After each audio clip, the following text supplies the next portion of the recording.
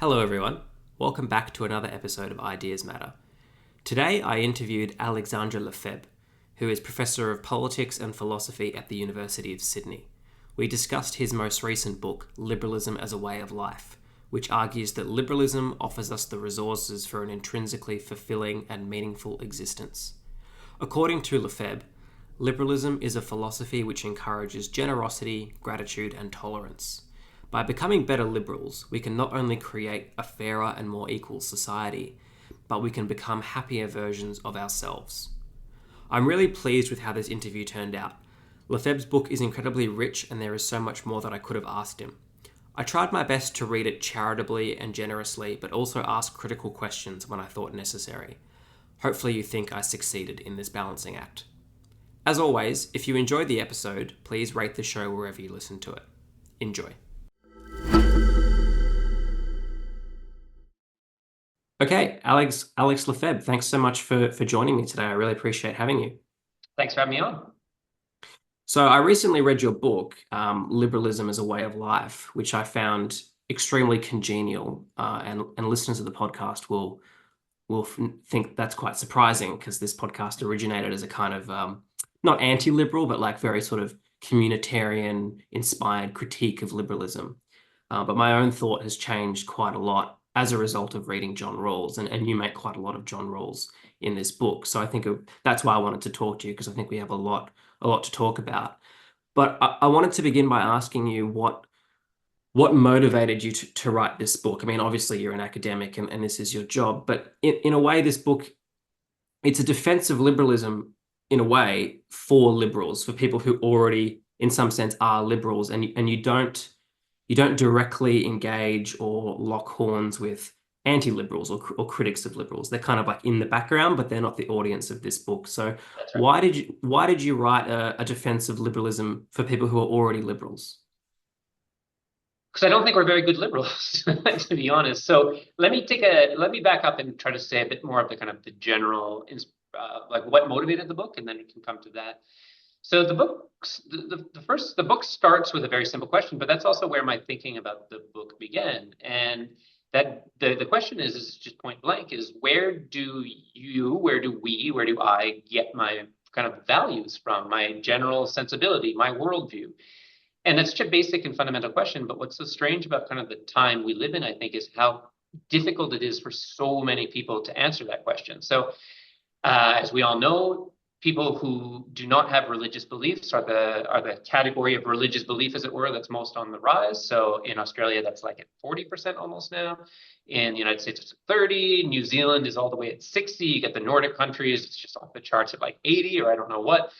And if you have a religion, that question, where do you get your values from, is super easy to answer. You just point to a church, you point to a tradition, whatever, no fuss, no muss. But for us seculars, it's really kind of like a disarmingly difficult, simple but difficult question, because we don't know what to point to. And so the hunch of the book is that if we were to answer that question today, I think a lot of us should point to what I call liberalism as the source of who we are in a very deep sense. And that's the trick, as it were, that the book does, which is that typically when you hear the word liberalism, you think of something political, you think of something legal or constitutional, having to do with rights. And all that's fine and correct. But I'm trying to suggest that liberal values have disseminated way beyond that, and they've entered more broadly into our general culture, into who we are at a very deep level, such that what we find funny, what we find important, what we find outrageous, how we are in friendship, at work, parenting, et cetera, is liberal, or has been kind of conquered in some, that's a bit of an aggressive term, but has been captured by liberal ideas. And so that's what I wanted to address the question to, is where do you get your values from? And put a label on where I think a lot of secular people do get this from, which is liberalism. Now, the second part of the question is you're right. So the book is written, if I was a Christian theologian, I would be trying to convince fellow Christians to be Christian, not Muslims or not Jews, not atheists, not like that. So my liberal pitch is made for liberals who I don't think quite realize, first, where they get their orientation from, and second, how best to live up to those values, because I think it can be great, and I think it can be a really rewarding way of living and worldview, and that's the case I try to make in the book. So in a way, the book is trying to help liberals become better liberals to live up to their own ideals. And you actually describe the book in a way as a kind of like form of philosophical self-help, right? That's right. Yeah. So it's preaching to a choir that doesn't know it's a choir. That's the idea. Mm. And I don't if it's convincing. So for the book to succeed, I have to elicit a recognition on the part of my readers that, hey, I am liberal in a very deep way. So the book does a lot of kind of, I don't know, cultural analysis, cultural studies. I talk a lot about pop culture just to show how these ideas about these liberal sensibilities, these values are just kind of everywhere, and that we today acquire our liberalism not so much through like civics lessons or by reading a constitution, but through Netflix, through YouTube, through whatever, through HR codes of conduct for our workplace. And that's the level at which liberalism has sunk or risen or whatever. And here, this is where the book begins, which is with a strange kind of ally of mine, a weird bedfellow, which is that liberals typically don't recognize liberalism as this worldview, this kind of broadly cultural, ubiquitous thing. But critics of liberalism very much see it that way. And they see basically liberalism as omnipresent, as this kind of like blob-like monster that's just absorbing domain after domain of culture into its universe. And I agree. I don't agree with the condemnation of liberalism, but I do agree with their appreciation of its scope. So here I start with kind of the post-liberal conservatives, particularly in the U.S. I'm Canadian for if you have an ear for accent, dear listener, that's where I'm from. But that discourse is very prevalent on the right now of the political spectrum, and I have to give credit where credit is due. I think it's correct.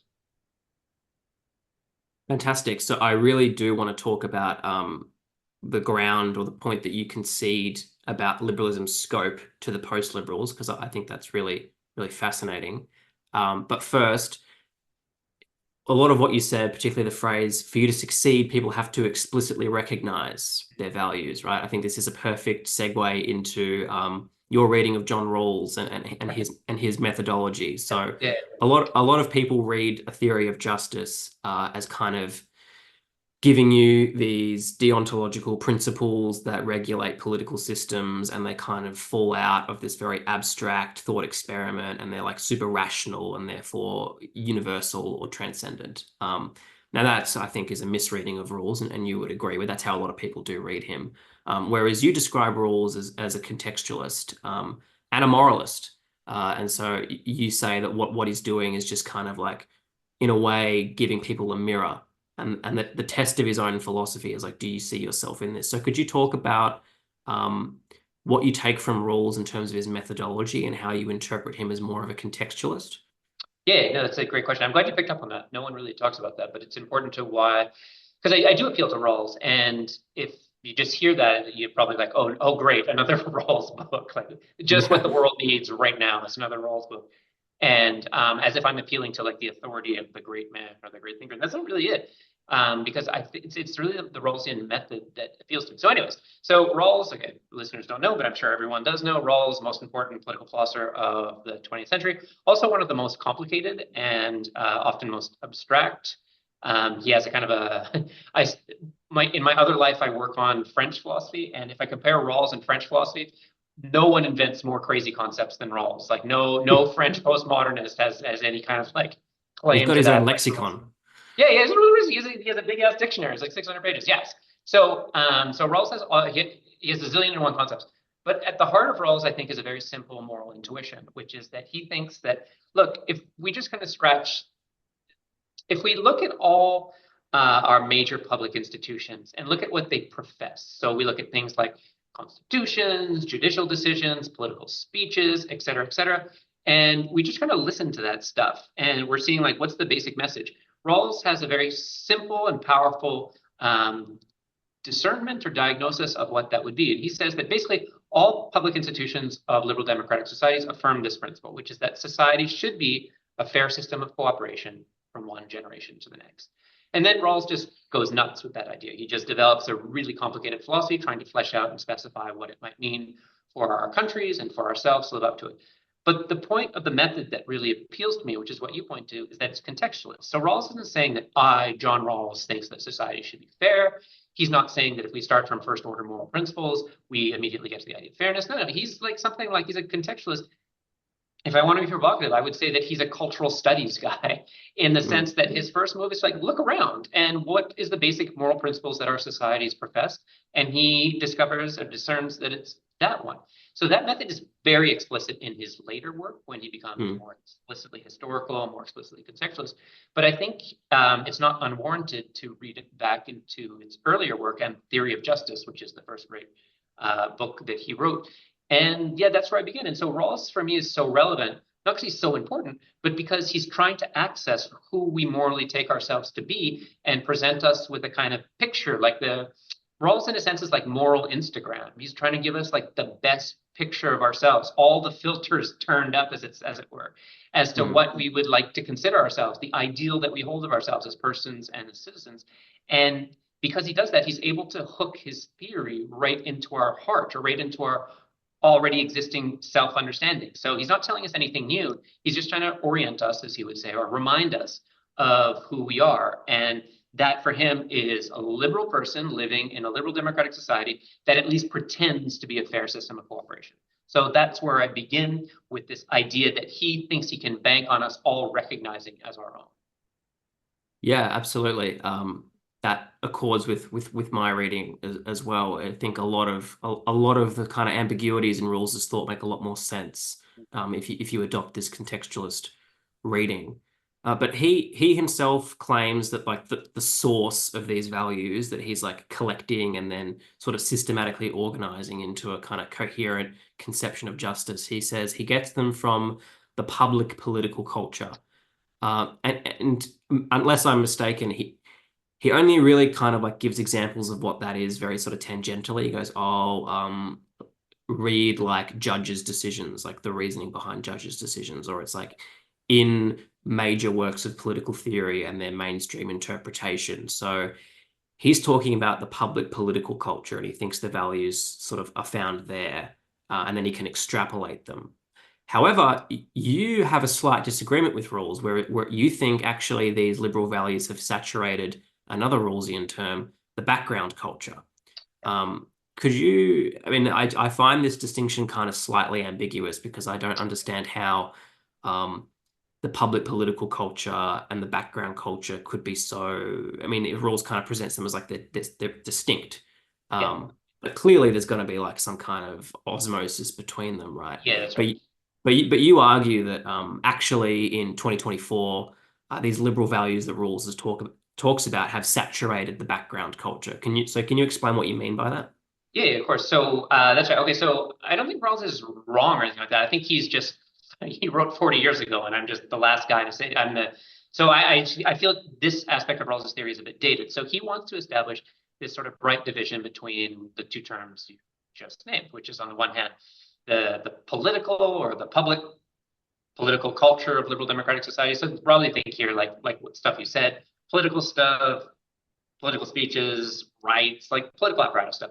And then on the other hand, he wants to talk about, or he doesn't talk about it so much, but he wants to distinguish and sort of hive off this idea of the background culture, which is essentially everything else, which includes for him. So it's not the political realm, but it includes things like religion, civil society, the family is tricky to place, but friendships, social media, media of all kinds, et cetera, et cetera. And it's very important for him to keep a pretty bright distinction between those two things because he wants to come up with a theory of liberalism for a pluralistic society. So he really doesn't want to say that everyone in a liberal democratic country is liberal in a deep sense. Rather, you have Christians, you have Buddhists, you have Confucians, you have Kantians, you have Nietzscheans, and a handful of those even, et cetera, et cetera.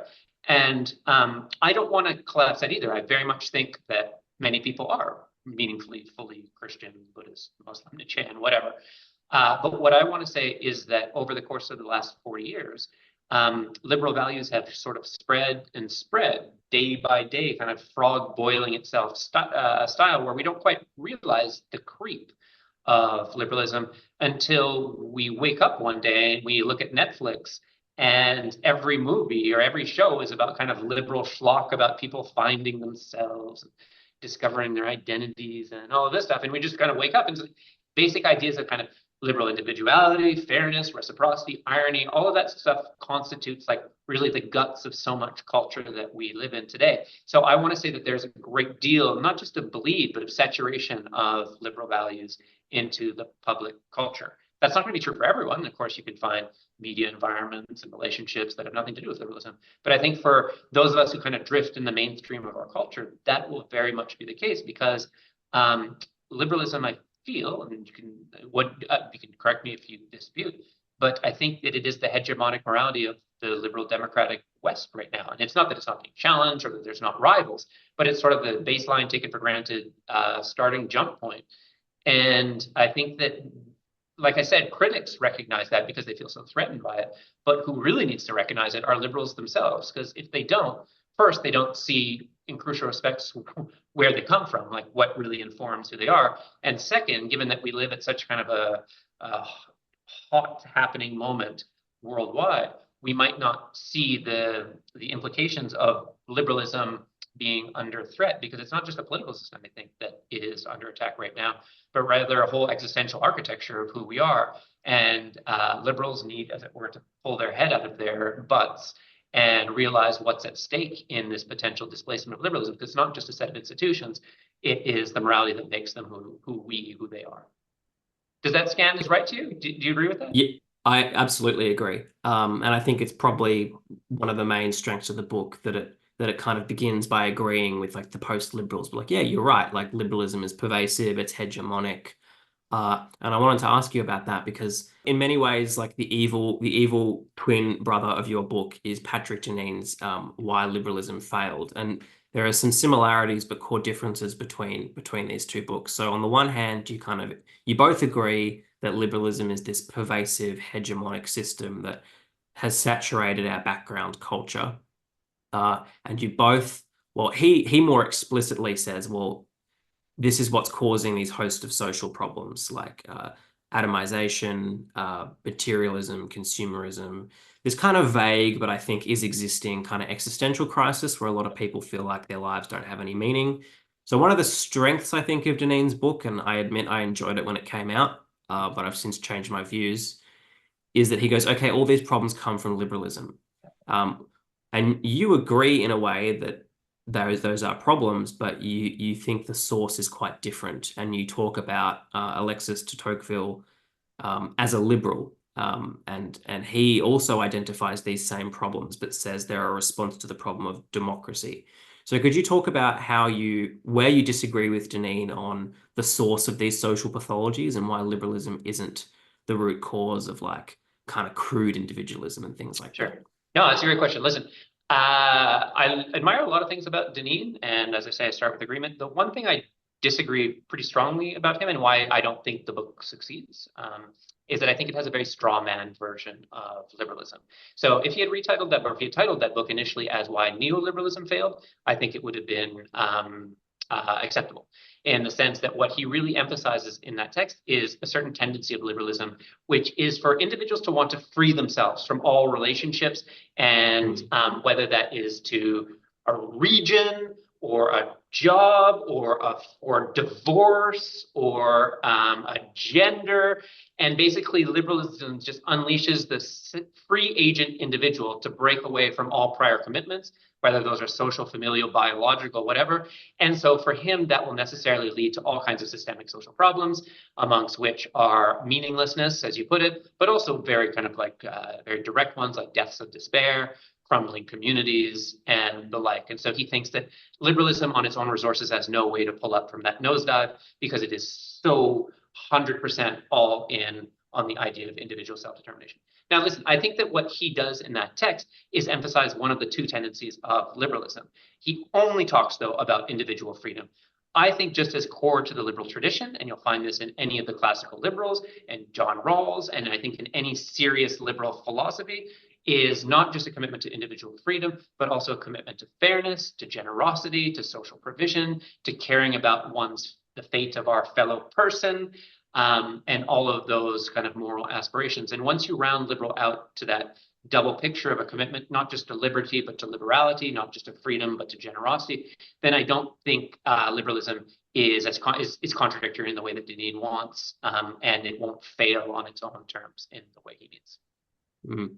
So what Deneen sees as so he has this, pithy line in the book, like liberalism failed because it succeeded. So what he sees as like liberalism working itself out, you see actually as a perverted form of liberalism. That's right.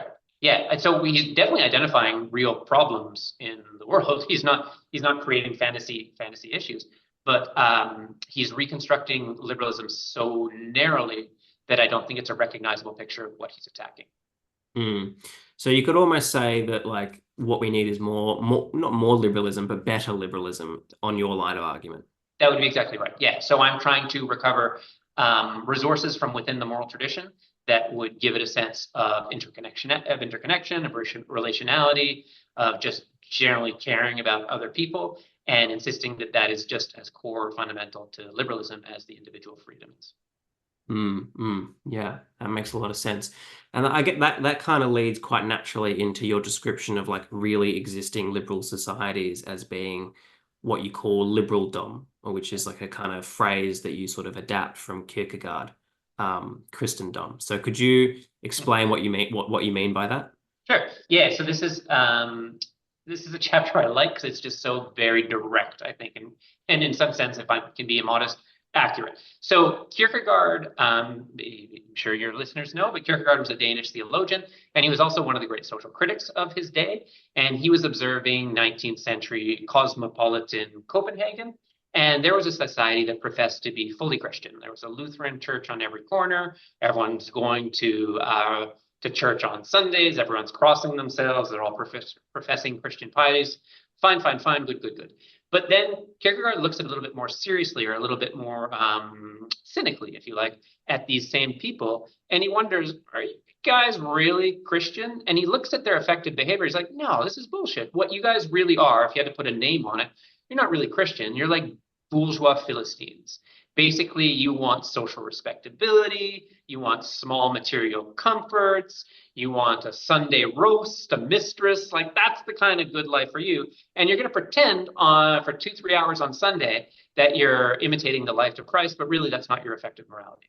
And so then Kierkegaard comes up with this devastating concept to name the kind of world that results from what he calls play acting in Christianity, from being kind of Christian-ish or Christianness. And that word is Christendom.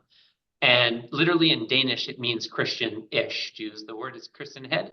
So it's the world that results and the psychology that results from people professing a set of principles that he thinks are true, correct, and in fact godly, but not living up to them. So Kierkegaard is a wonderful critic for me because it's an internal criticism of his culture. So Nietzsche and Marx, for example, are indicting the same 19th century bourgeois culture, but both in the name of something else. Marx wants a communist future. Nietzsche wants, I don't know, Greeks to revive or something like that. But Kierkegaard's like, no. We got the right values. We have no problem on the level of moral principles, value, faith. What we have is just a total hypocrisy and people not living up to them. So the adaptation I make on this is I don't think we live in Christendom anymore because Christianity is no longer a publicly professed morality for all. But I think we do live in what I call liberaldom, which is that you have everyone talking the talk of liberalism, but not walking the walk. And so we live in a world that is notionally liberal, but is so deeply illiberal. And that is the way I try to square the circle by saying, so a couple of critics have pointed in their reviews of my book, have pointed to what they think is a contradiction, but what I think is the core insight of the text of my book in some way. So they say, hey, Alex, on the one hand, you say that everyone's fully liberal. On the other hand, you say that we live in these wishy-washy, pseudo-liberal societies. What gives? And what they're identifying as a bug in my argument, I think it's its feature. I'm trying to say that, yeah, we profess this morality of ourselves, and we pretend to live in these liberal democratic worlds, but really either collectively or individually, who lives or what lives up to those commitments? And so that's why I think we're in exactly the same predicament as Kierkegaard's Christians. We talk the talk, but we do not walk the walk. And that's what I want to say. And that's why I'm addressing my fellow liberals to be liberal. I'm not trying to convince conservatives to take up liberal values. That's not my project. I'm trying to speak to people who are liberal friendly, liberal curious, and who, if asked, could nominate no other real set of values for themselves, but who don't take those values altogether seriously. And I think that is tragedy is too strong a word, but it sort of marks what I want to do. It marks a collective tragedy in that we live in unequal, unfair societies, but it also marks out a failure of a certain way of life when we don't live up to the values that we profess. And that denies us of all the goodnesses, all the perks, all the benefits that we might extract from living according to the values that we already profess. Okay, so we're bad liberals living in an imperfect liberal world. So what you're doing is a form of imminent criticism. You're trying to show us how we can live up to our own ideals. I want to get to eventually the perks of being a liberal, because that's a very interesting part of the book and is actually quite central. But I suspect the idea that like what we need is more liberalism or better liberalism will be very irritating to many people on the left. And that's just the kind of mentality that I can more easily inhabit. So I'm going to try and like push you on this a little bit. So if I'm honest with myself, I think my becoming more liberal or more sympathetic to liberalism has tracked almost one-to-one with my becoming more financially secure. Okay, yeah, right, interesting. And there's a sense in which like liberalism is this kind of like the perfect form of social progressivism for people who do quite well out of the status quo. Because every time a critic of society comes along, the liberal can say, I agree with you, but we're just not doing what we're already doing well enough. We need better liberalism. We need to live up to our ideals better.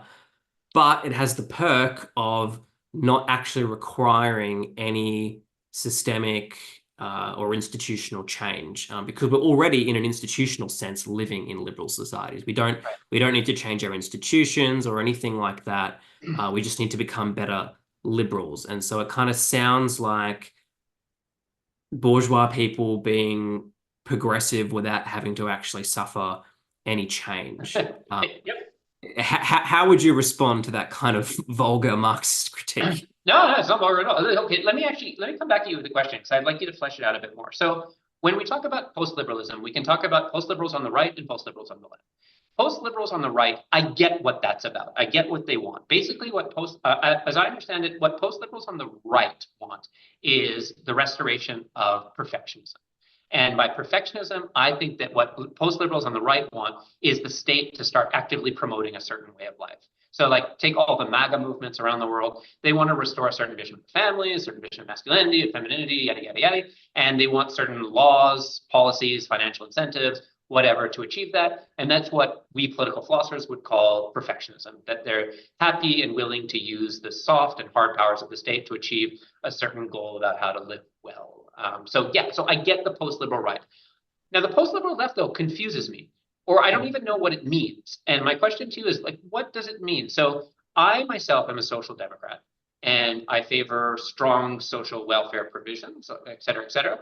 And I think that we don't live up to it. So if you were to ask me, so should we raise taxes? Yes. Should we in Australia ban private schools? Yes. Should we phase out negative gearing in Australia? Yes. Like all of those things. And you put those policies in front of me, I'm like, yes, yes, yes. So what then, where, and I get the frustration that the left would have against the liberals, because they're like, oh, you want your cake and have it too. You profess commitment to all this, yet you have an office that's gorgeous, or you whatever, et cetera, et cetera. Sorry, it's not. I'm in my office. It's a nice office. It is a very nice office. I need to move to the University of Sydney. Yeah, right. So my question to you is, what does the post-liberal left actually look like for you? Because they're not saying get rid of one person, one vote, I don't think. They're not moving towards one party, communist style things. I don't think they're saying collectivization of all assets. They're certainly not saying collective determination of pricing. So what do you think the post-liberal left wants? Or are they just kind of pissed off, maybe rightly, with liberals and pretending they're something else? I mean, look, I agree with you. There's a vagueness on the post-liberal left, which is why I kind of abandoned it.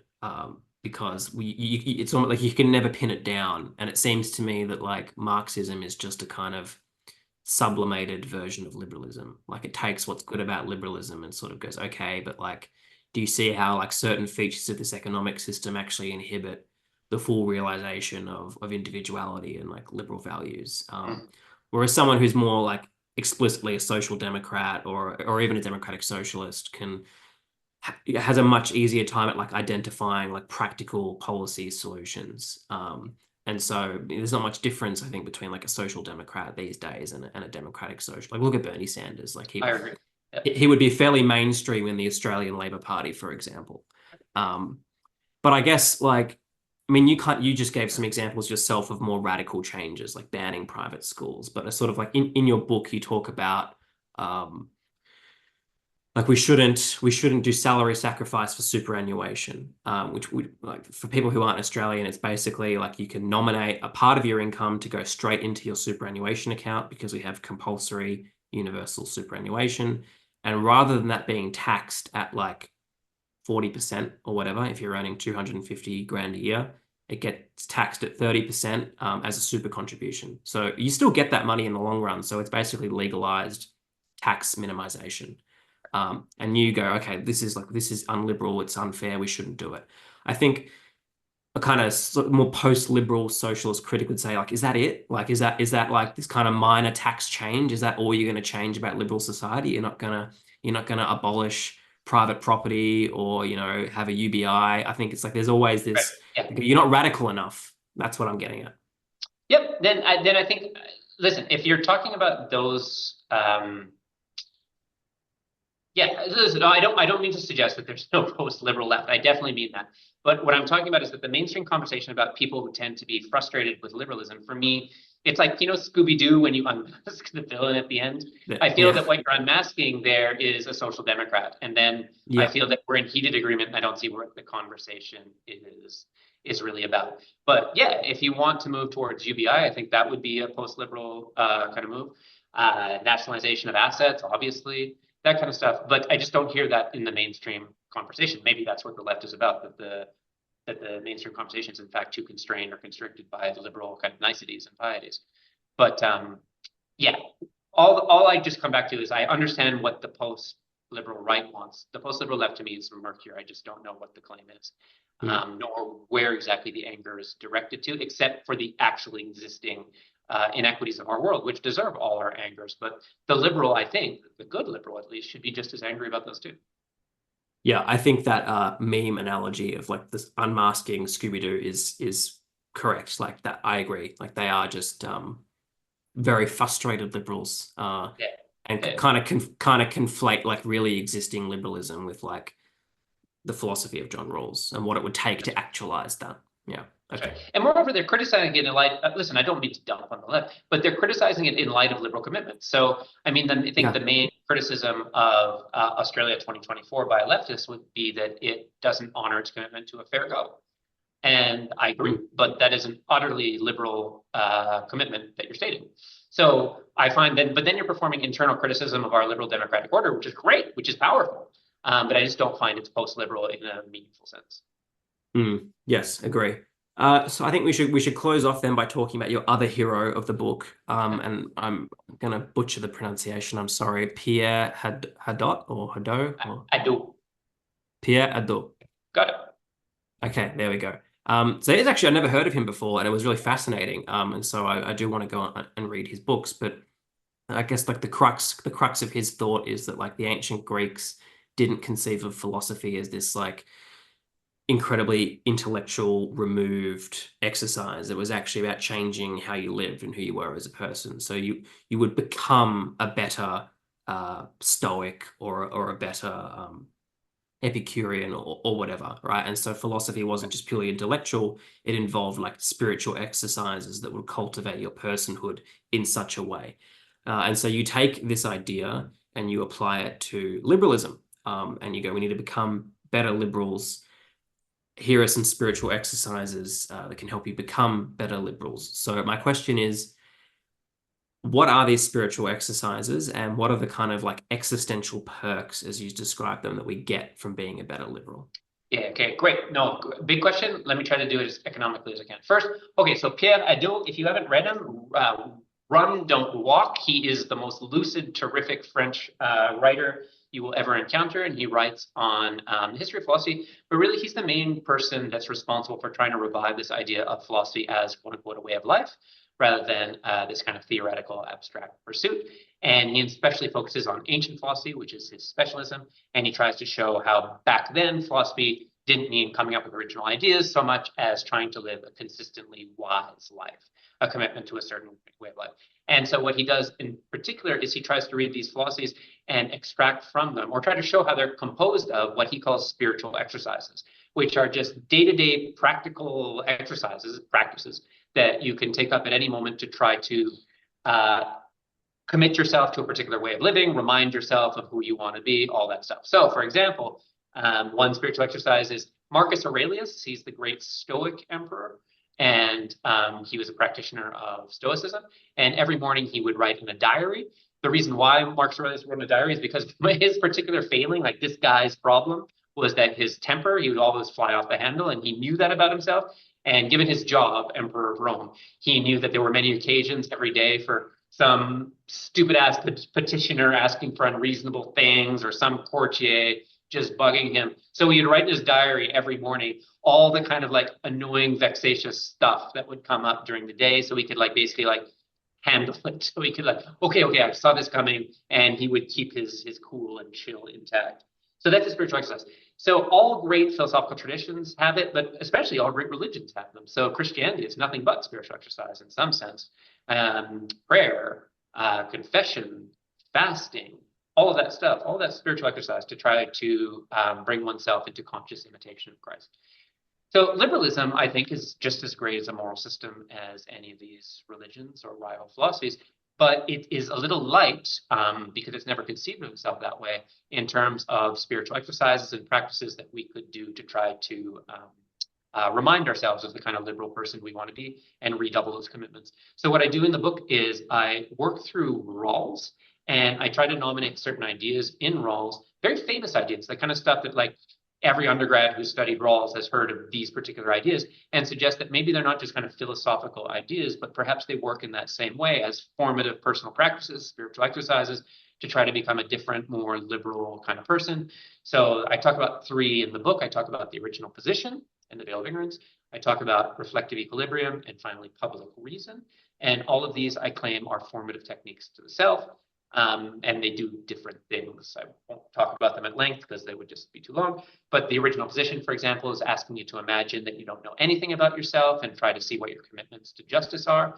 And I really think that this is an exercise to try to become more impartial, more fair, and live up to a certain notion that we have of ourselves as not being kind of prejudiced or self-interested, or, as I put it in the book, trying to get a bit of distance from our inner Karen. Can I speak to your manager, Karen, and just try to chill out a little bit. So I'm trying to suggest that these are just three spiritual exercises that I'm pulling from this one philosopher Rawls. But I think that for a liberal tradition to be viable as a spiritual, as spirituality or as a personal ethic and way of life, it needs to start to provide these exercises. And I've just chipped in three, but readers can do more. And my selling point for liberalism, which comes to the point about the perks, is I'm trying to give a no bullshit reason to my readers as to why they would want to become liberal. So more deeply liberal, more fully and consistently liberal. At one level, the question answers itself. Like, if we're asking why would we want to live in a fair and just liberal society, that's obvious. Like, there's all kinds of immediately obvious benefits as to why we'd want that. No corruption, general fairness, stability, et cetera, et cetera. But my question is more pointed. It's like, why should I want to try to be more liberal in my person when it's so much easier not to be? Like, if I cheat on my taxes, or if I send my kid to private school, or do whatever, if I negative gear properties, to recall our examples from earlier, like, that stuff is manifestly good for us. Like, having money is nice. Like, there's no reason to pretend otherwise. So what I try to identify in the book are the actual lived benefits, or the felicities. I call them perks, as to why we would want to be liberal through and through. What are the benefits that we can squeeze out of our way of life?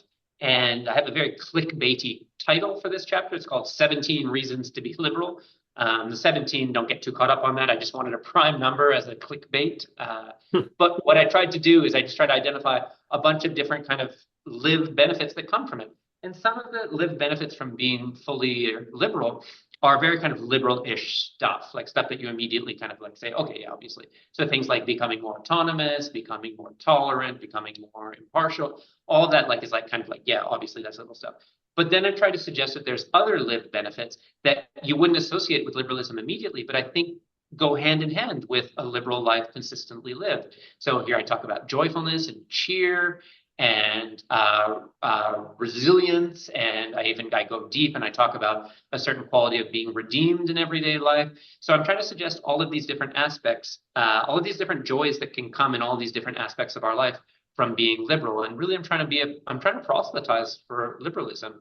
Not because I think it's the best of all possible ways of life. I don't know what that means. I think a Christian way of life, a Buddhist way of life, Confucian, whatever, they all have their own intrinsic benefits and they're all awesome in their own respect. But I think liberalism has its own distinctive value package and it has its own certain rewards for those who commit to them. And I'm trying to bring that out as a pitch for why we would want, as individuals, to be more liberal. It is really quite central to your argument, this approach, because you say quite early on in the book, and this is, I guess, provocative to a lot of people, that liberalism is intrinsically fulfilling as a way of life. And there's, there's a whole cottage industry out there of people saying that it's not, that it's actually intrinsically like demoralizing or atomizing. And so that's really like, I think, the most important claim that you're making, at least from someone who's come from where I've come from, that like you're saying, actually, existentially, liberalism is intrinsically fulfilling. But to get those perks, you have to engage in these spiritual exercises. Is that a fair summary? I think that's fair. I don't think it'll be fulfilling to everyone. Look, certain things, every way of life is bad at some stuff. And that liberalism is no different. So it's not like it's not the Swiss Army knife of ways of life where you have like a tool for every possible job, and it's going to be deficient. In particular, if you're someone who longs for like higher purpose, transcendence, that kind of thing, you're going to have an itch that liberalism cannot scratch. And so there's a lot of people who comment on this. So my favorite, and I think the strongest interlocutor in this is Charles Taylor, who brings all of his powers of interpretive generosity to liberalism and seeing what a kind of liberal way of life would look like. And at the end of the day, he just finds it insufficient for serious people, that at some level, we're going to yearn for something beyond a fair social order, beyond the flourishing of everyone. And we're going to look for meaning with a capital M. If you want meaning with a capital M, liberalism is going to leave you cold. But I think a lot of people don't look for that, or at least they don't live day-to-day life in that way. And liberalism can be kind of this very fulfilling, rich ethic for 99% of the times and problems that we live. And for me, that's frankly good enough. And moreover, people can't just hop to meaning, to capital M meaning. Like if belief in God were liquid or fungible like that, everyone would do it, right? Like who wouldn't kind of like want to do that? But for a lot of people, it's just not possible. It's just, you can't work up robust faith at a drop of a hat. And so what I'm saying is that what they have, if they take it seriously, is good enough. Not good enough. That sounds too resignative. It is full. To use language that you borrow from Rawls, which I found really interesting, it redeems everyday life. Yeah, that's right. So Rawls talked about that. So Rawls is himself kind of a lapsed theologian in a sense. When he was really young, he wanted to be a minister, but he lost his faith in the Second World War, where he was a soldier. And I think a lot of his text and work and writing is just trying to recover certain religious sensibilities and values through a secular medium. And so I really do think that he reinvented a liberal tradition through a certain kind of theological vision that he once had and that he lost. That's not to indict him or anything like that. It's just that's where it comes from. And at the end of his life, he talked very much about people's need to redeem everyday life. And by that, he meant to contribute to and feel graced by some broader purpose than just yourself and your own individual interests. And he thought that liberalism could provide that in a secular, horizontal kind of way by creating a world in which we care about the fates of others, in which we're entwined, in which we love beyond our narrow capacities. And he thought that a liberal way of life would be not just what he calls happy, but worthy of happiness. And that was the redemptive aspect of it. And I think that's right. I mean, people like Deneen or more politely Taylor are going to scoff at that and just think that no three-dimensional human being is going to be fulfilled by that. But I would just ask that they not judge other moralities by the standards of theirs. Yeah, I think that is just not the inadequacies that they perceive in liberalism aren't necessarily felt by liberals themselves. yeah. So I think the term horizontal there is key. I mean, rather than getting redemption in some form of transcendence, it's about building better relationships with one another. That's right. And to me, that sounds a lot like Confucianism. Yeah, that's good. I will click then with your previous guest, who is Daniel Bell. Yeah. Two Canadian political theorists, one Confucian, one liberal. It sounds like a joke, but it's a podcast. That is my podcast so far. Yeah, maybe I'll only interview Canadian political theorists. That's good. Do recommendation Duncan Iveson next. Oh, really? I haven't heard of him. He's the VC of. He's my old colleague here, but now he's the vice chancellor of Manchester University. Okay. Yeah, he's a great guy. Fantastic. Well, I think that's a very good note to end on. So thank you so much for your time. Thank you. No, it's a pleasure. Nice talking to you.